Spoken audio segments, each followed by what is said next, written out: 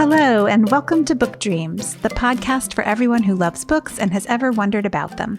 I'm Julie Sternberg, author of a number of children's books, including Like Pickle Juice on a Cookie and its sequels, and the Top Secret Diary of Celie Valentine series.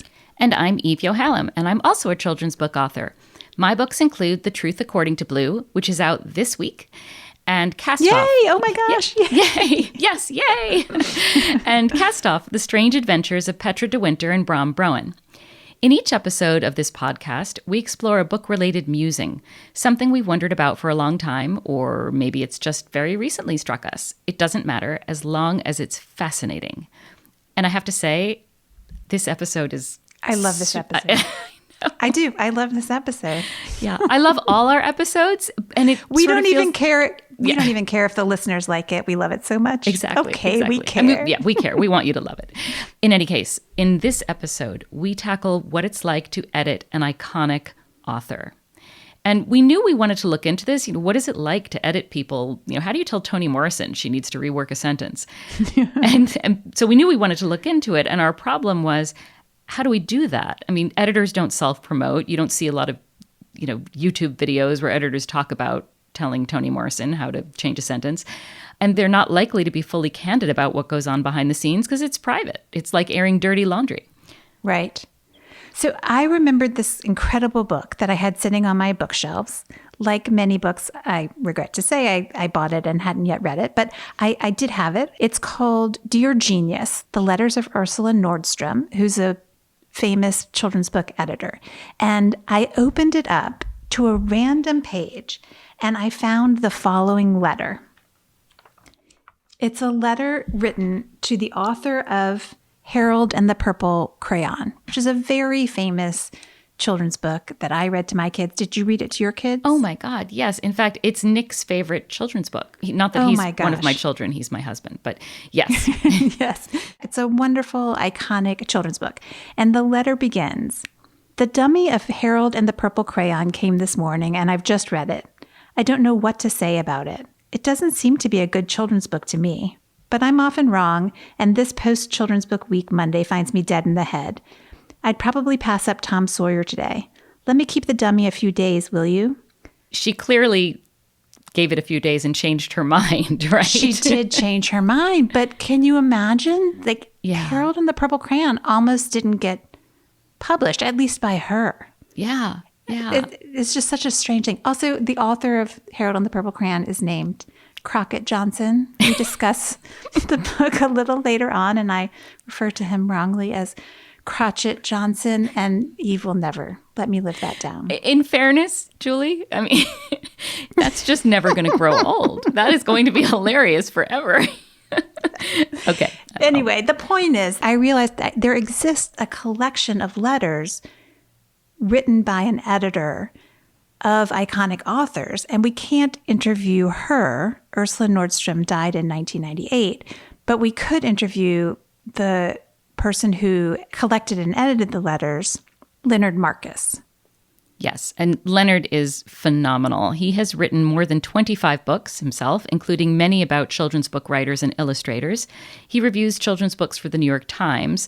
I mean, he just has a staggering number of accomplishments, and you should check him out and his accomplishments out at leonardmarcus.com. So he was working on another project, and he kept hearing from all of the people that he was interviewing that Ursula had written wonderful letters. He found carbon copies of many tens of thousands of letters at her publisher, and he culled them for this really remarkable book. So it turns out we went into this thinking about what it's like to edit iconic authors, but we're also hearing about an iconic editor. We have two meanings of iconic editing today. Right. Ursula Nordstrom was remarkable. She was director of Harper's Children's Division from 1940 until 1973.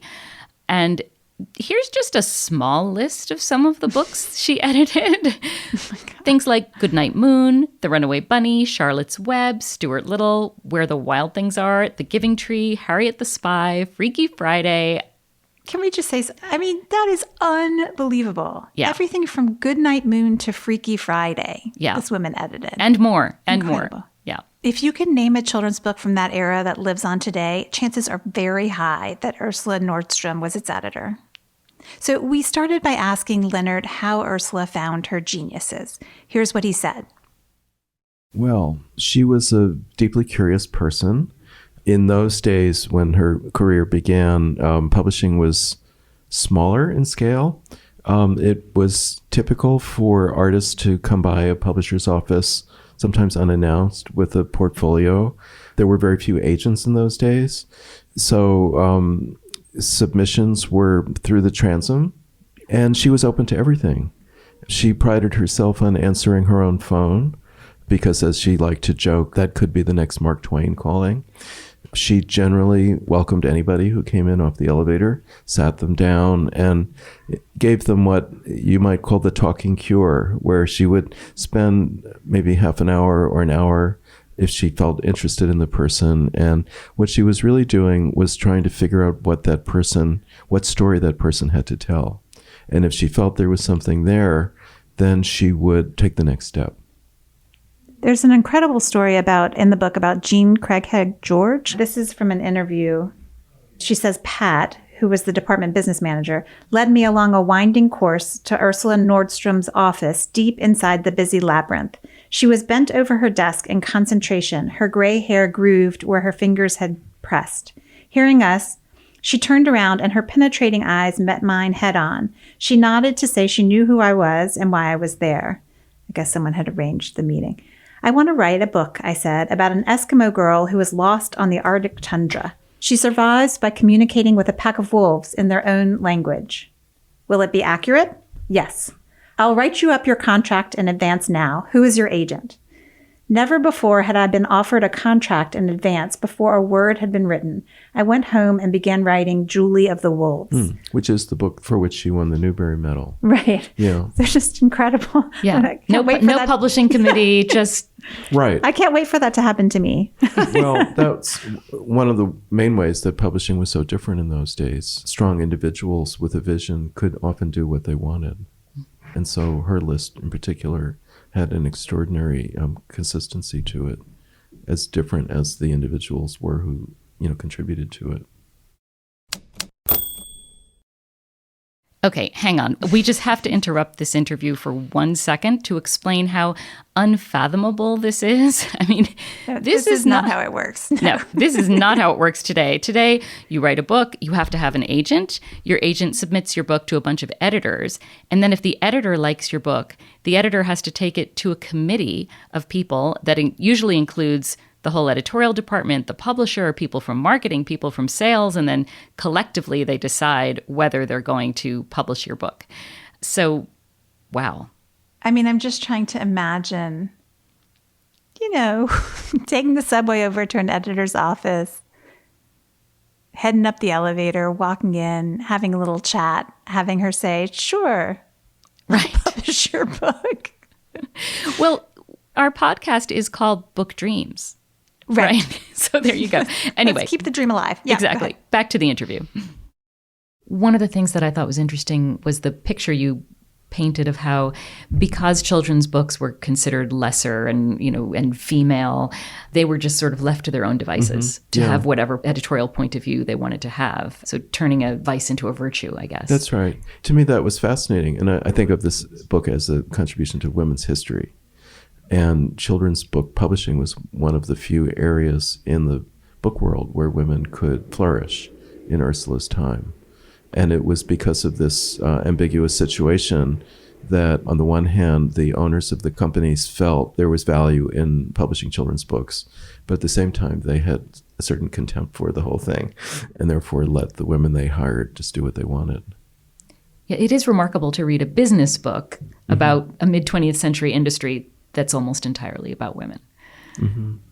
Yeah. Unusual. Well, I mean, women in those days could become librarians, they could become teachers, they could become missionaries, they could become nurses, and they could work in children's book publishing. Thankfully. Yeah. I love, too, the story of how she pursues so often and just an idea that she's heard and she loved. Like with Ruth Krauss and A Hole is to Dig. There were a number of letters that she writes to Ruth where she says, what happened to that definitions book? Where are we with that definitions book? Yeah. And it became finally a book that, I read to my girls. Yeah, it was published in 1952, and it was not the very first picture book that Maurice Sendak illustrated, but it was the breakthrough book for him, I would say. Do you want to know the story of how the book was please. made? Ruth Krauss was hanging out at the Bank Street College of Education in Greenwich Village, where Margaret Weiss Brown had come into her own as a writer a few years earlier. Bank Street was very proactive about helping writers and illustrators make picture books based on the progressive education understanding of young children, how they learn, how they grow, and how they respond to words and pictures. So Ruth Krauss invited Maurice Sendak to hang out with her there. So he was then barely published. He was a real go-getter. He spent a lot of time in the school where they had a nursery school sketching the children. But then they had this idea for a book where the children would actually contribute the text. I mean, Ruth Krauss is credited as the author, but really she was soliciting definitions from the children in the nursery school. Oh, that is so charming. Yeah. I didn't know that. Yeah. Well, not too many people do. Wow. And she wrote them down on 3x5 index cards. And then she handed Maurice Sendak a pile and said, here, you decide which ones you want to illustrate. So they pieced the whole thing together that way. And it was very much in the spirit of progressive education and people like John Dewey, who were the founding figures in the field, because it created a situation in which the children could become collaborators. And it seems connected to something about the vision that Nordstrom had, something about the way she thought about children's books connecting with children that really was part of her genius in finding these books that became classics. Right. Yeah. I mean, she never went to college, and she was one of the most well-read people you could ever find, but she was self-taught. She kept the Oxford Book of English Poetry with her at all times and seemed to know it inside out. And she was a maverick. One of my favorite stories about her early time, Harper, was that she went to a newsstand and bought some comic books to see what it was that so appealed to children about them. Because comic books in the 40s were just considered trash by, the official arbiters like the librarians and a lot of educators and parents. But Ursula Nordstrom had the presence of mind to say, yeah, but millions of kids are buying these things with their own money. They must have some value. And she wanted to know what it was. So she was very much about looking past the conventional wisdom and finding her own wisdom. And she was very interested, I think, in tapping into what children were thinking or actually thinking and the realities of children's internal and external lives. Yeah. As opposed to a fantasized and sanitized version. Yeah. I love what she wrote about Maurice Sendak to that New Yorker journalist. She says, most books are written from the outside in, but Wild Things, where the wild things are, comes from the inside out, if you know what I mean. And I think Maurice's book is the first picture book to recognize the fact that children have powerful emotions, anger and love and hate, and only after all that passion, the wanting to be, quote, where someone loved him best of all. It's that negative emotion, right? It's the recognition that they have all these powerful negative emotions that then contribute to their wanting so powerfully to have a positive, safe, and loving place. Yeah. Yeah. I mean, I wouldn't say there were no books before his books. And the ones that I would think of are Margaret Weiss Brown's, which she also published. But in terms of emotional intensity, like The Runaway Bunny, it's really a passionate love story. But the anger part of it never came out in the earlier books. Yeah. Sendak, made that one of his contributions. What was her catchphrase? Good books for bad children? Yeah, because the history of children's books had been all about addressing the moral education of children. And she pivoted to the psychology of childhood and the emotional realities of childhood. And that's really what, she's thinking of. Bad but real. Yeah. Imperfect but real. real. And that's still Human. Where we are today. Yeah. Right? Yeah. Oh, yeah.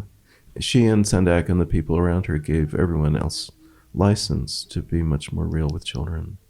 And it's international. When this book, Dear Genius, was published in Japan, maybe 12 years ago, I went there and I was in a bookstore in Tokyo and to give a talk And I said, do you happen to have any books in your inventory on your shelves that are the Japanese editions of books that were published by Ursula Nordstrom? They came back with armloads. Wow. At least 35 books that they just happened to have on that particular day. And then now in China, the same thing. So, and she would have been stunned, because she didn't even like getting on an airplane.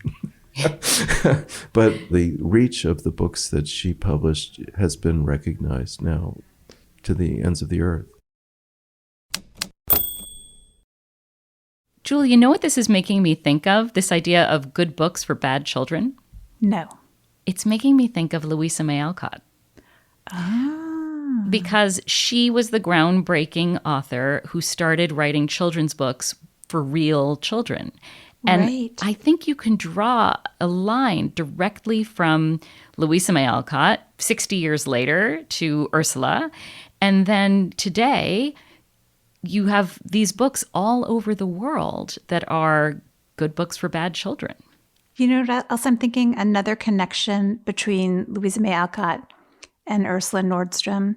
They both had difficult childhoods, which may have informed this interest that they had in making books real for kids. Louisa was poor and her father was unreliable. And Ursula's father and her mother, I think, really neglected her. He was a famous stage actor. She wasn't so famous, but she was drop dead beautiful and just an impossible role model for her. And so they were a little bit, I think, wrapped up in themselves. And then they got divorced when she was about 7. And she was shipped off to a boarding school. So she saw this kind of glamorous side of life, but she also felt abandoned. And she had very intense emotional memories that she brought to her work. Right. She also very badly wanted to go to college and couldn't because financially she couldn't swing it. And I can't help but compare this to some other famous editors, male editors, like Maxwell Perkins, who was a legendary editor. He edited people like F. Scott Fitzgerald and Ernest Hemingway. And, he went to St. Paul's and Harvard. And then you have Bennett Cerf, who founded Random House and brought in Faulkner and Dr. Seuss. And his mother was a tobacco heiress. He went to Columbia. So the contrast between these iconic male editors and Ursula is really striking. Anyway, next we talked to Leonard about Ursula's judgment and how sometimes even Ursula Nordstrom made mistakes. And speaking of mistakes, if you listen very closely, it happens right in the beginning. You get to hear Julie talk about Crotchet Johnson. You belong in middle school. It's a good thing you write middle grade. Why do you think I write middle grade exactly. books? Okay, let's get very serious. Here we go. Another incredible thing that the letters reveal are sometimes close calls with judgment, right? That like the letter where she tells Crotchet Johnson that she doesn't like Harold and the Pearl. Right. Crockett Johnson. Yeah. Well, every editor has stories like that. And I mean, it is a really strange book. It's a kind of conceptual artwork, really, because this boy is making up the book as he goes along. It's like the first meta book, probably.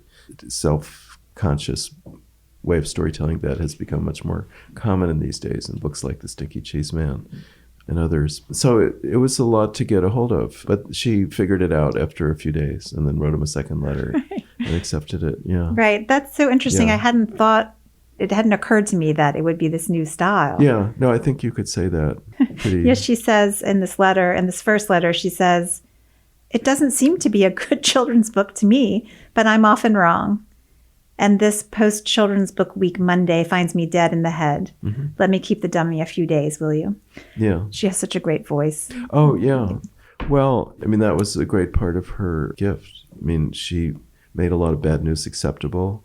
She got a lot of people to go back and try again. She liked to say, "not good enough for you," implying that you are capable of such great heights of achievement that even as good as this is, you could still be a little bit better. So she was flattering at the same time she was pushing, for more.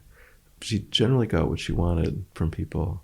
I noticed that her style would change too, depending on both whom she was addressing and what stage of the process or what she was trying to get. That's right. Well, like E.B. White was already a famous writer, and a mainstay of the Harper adult list, as an essayist, when he had presented his first children's book manuscript, Stuart Little.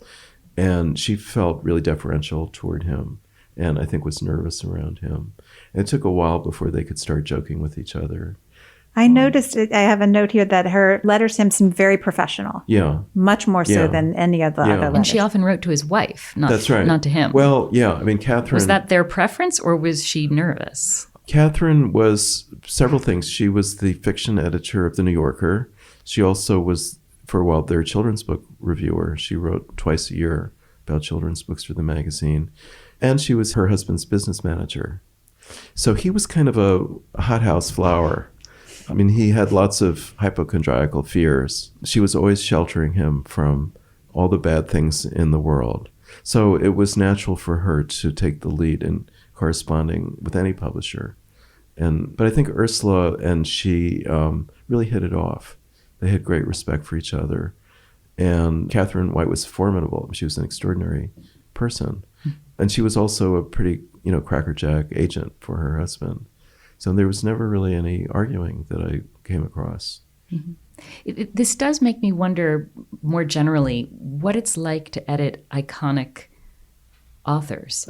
Does the editing process change as an author becomes more famous, or is it harder to be critical? How do you tell E.B. White, Charlotte's not developed enough as a character, change that plot line? Yeah.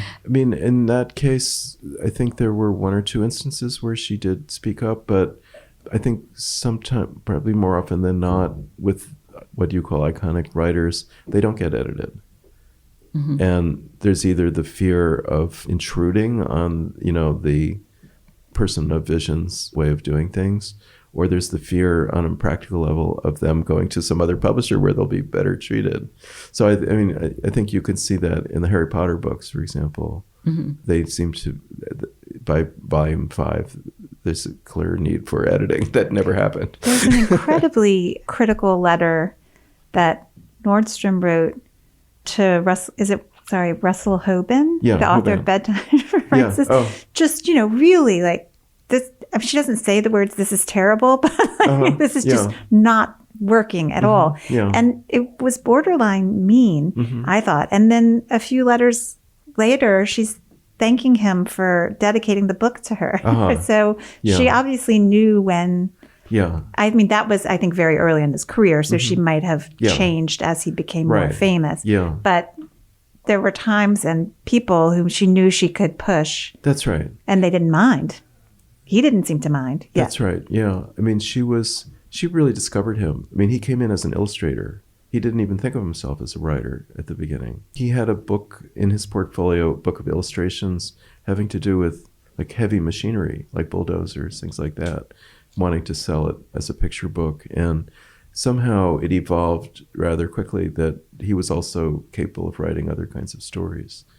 And so, she had like a Pygmalion aspect to her personality and her career. She discovered people. I think she relished the act of discovery and shaping something unformed into something, finished and wonderful. And he's as good an example as any of an artist and writer with whom she was able to do that. Yeah. She did have a lot of confidence, and she didn't, beat around the bush.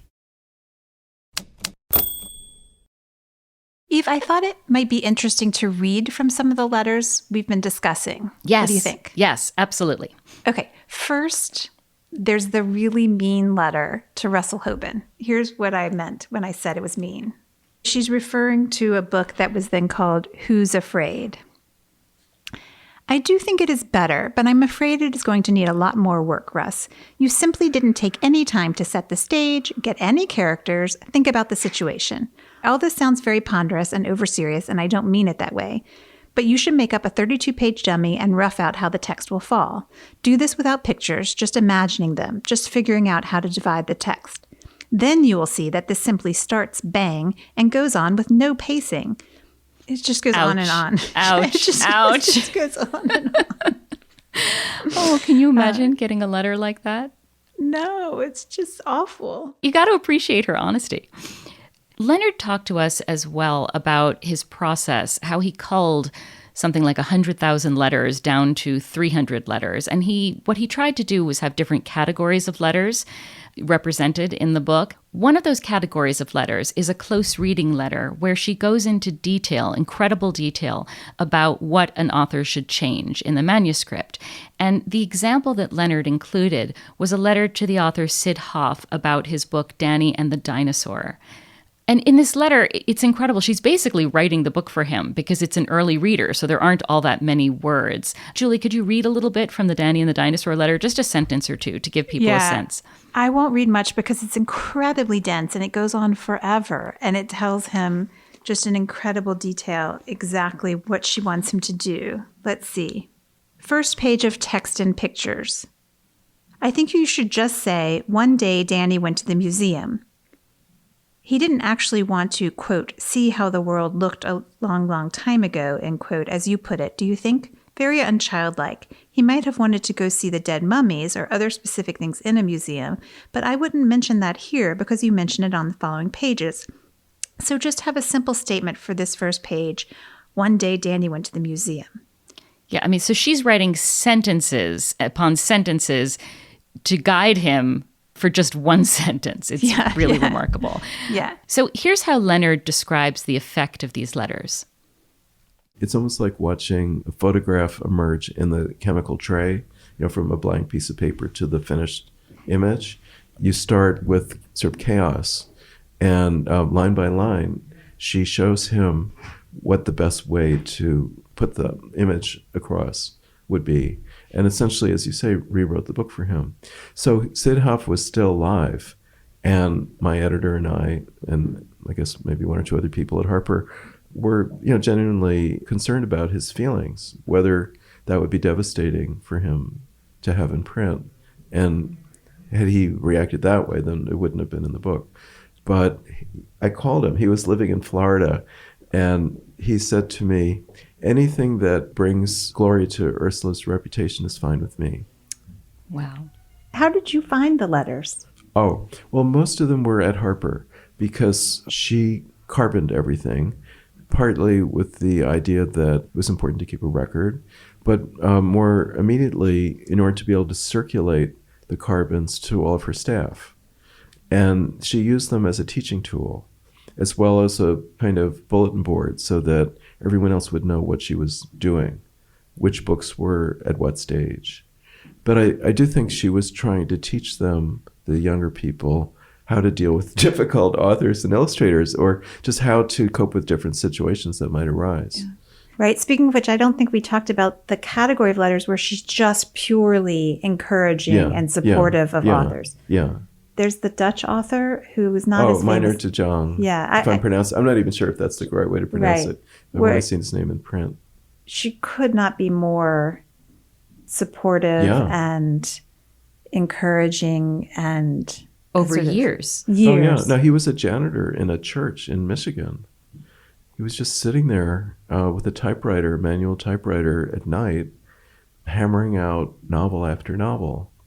And, for a number of years, nothing was quite right. But they also engaged in a very extensive correspondence. It was one of the two longest correspondences. I mean, it filled an entire file cabinet drawer. So there must have been thousands of letters. And they were single-spaced, and often they were 3 and 4 pages long. So imagine that. Yeah. World War II came and went, and eventually he wrote a book that she felt she could publish. And then the most amazing thing happened. I mean, there were several books followed, and then he won every prize in sight. He won the Newbery Medal, he won the Hans Christian Andersen Medal, which is an international prize. I think he won the National Book Award, and just, rags to riches. Amazing. Yeah. Of course, it affected him in a way that damaged their relationship. He became a little bit too big for himself. And they ended up having a falling out, which happened more than once with Ursula, once the person achieved the fame that they were both aiming for.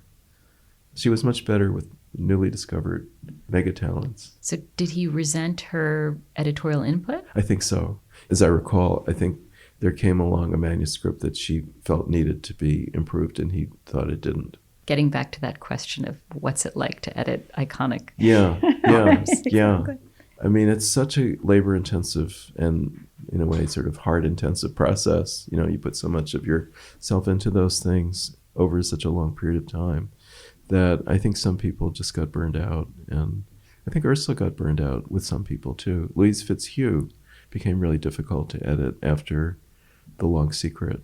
First Harriet the Spy, then The Long Secret. She ended up going to Delacorte as an alternate publisher. Once again, just to be clear, things are different nowadays. Editors do not spend years writing thousands of letters to promising writers until finally that writer has written a publishable book. I mean, I know a lot of writers. Have you ever heard anything like that? I haven't. And in fairness to editors, they may want to do that, but they can't. They just have way too much on their plates. But again, it's a wonderful book dream to imagine a world like that. Yes. But there's also Yes. the heartbreak there, right? Yeah. That he leaves her after all those years. Yeah, I feel for her. And he wasn't the only author who did that. There were a number of famous authors whom Ursula built up, and then when they got super famous, they left. And that was very hard for her.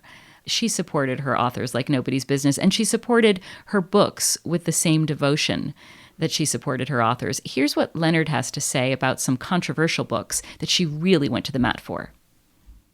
A very important category were the letters that related to books that either she anticipated being controversial or became controversial, and then how she made a big effort to write to the people who could shape opinion about those books and ensure a better reception for them. You know, Harriet the Spy was one of those books because it's a book about an angry 11-year-old girl who sneaks around and, you know, eavesdrops on her neighbors and lies and, you know, does all kinds of things that break the ordinary rules. That was bound to catch flack from some critics. In the Night Kitchen, The Naked Boy, the fact that it was illustrated in a style related to comic strips, which were, you know, verboten with the librarians. There was also the book where she consulted psychiatrists because there was a gay... Oh, yeah. I'll Get There. It Had Better Be Worth the Trip by John Donovan. Yeah, it was the first middle grade novel that made, albeit a veiled reference, a reference to homosexuality. She knew it would be a lightning rod. And so her method was to say, okay, but it's a worthwhile book. And so we have to, you know, enlist psychologists and other people who are indisputably experts on the subject who will say that this is beneficial, not harmful. She was very politic in that way. You know, she preempted a lot of the harshest criticisms that the books she published were likely to receive. So it's not enough to publish great books. You have to bring them out into the world in the right way. And she knew how to do that. I don't think we could end this any better. I wholeheartedly agree. So I think that's it for this episode of the Book Dreams podcast. Thanks so much for listening. Please subscribe if you haven't already. And if you like the podcast and think someone else would too, please rate and review us on Apple Podcasts or your favorite podcast player. Be sure to let us know if there's a book-related topic you've wondered about, and we'll try looking into it in a future episode. You can reach us for that reason, or any other reason, at contact@bookdreamspodcast.com. We're also on Twitter @BookDreamsPod and on Instagram @BookDreamsPodcast. Many thanks to our associate producer, Gianfranco Lentini, and to our theme music composer, Maya Polsky. You can find Eve at eveyohallam.com and me at juliesternberg.com. Until next time, happy book dreaming. Happy book dreaming. Come listen to Book Dreams with Julie and Eve.